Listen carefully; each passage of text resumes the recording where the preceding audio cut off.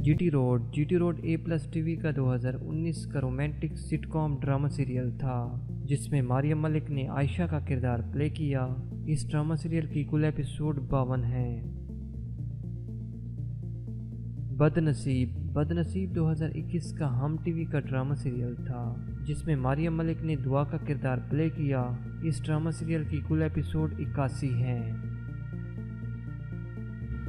अनचाही 2022 का आज इंटरटेनमेंट का ड्रामा सीरियल था जिसमें मारियम मलिक ने आइमा का किरदार प्ले किया।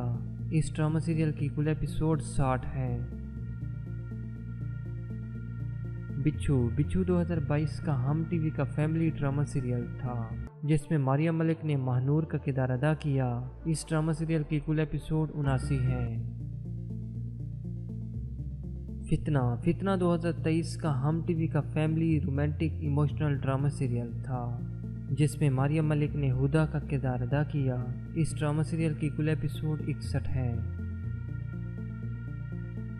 जिंदगी एक पहेली 2022 का जियो टीवी का रोमांटिक ड्रामा सीरियल था जिसमें मारियम मलिक ने मलिया का किरदार प्ले किया।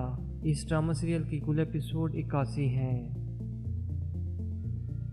दिल ही तो है 2023 का एयरवे डिजिटल का romantic emotional superhit drama serial था जिसमें मारियम मलिक ने सबरीना का किरदार प्ले किया। इस ड्रामा सीरियल की कुल एपिसोड 65 है।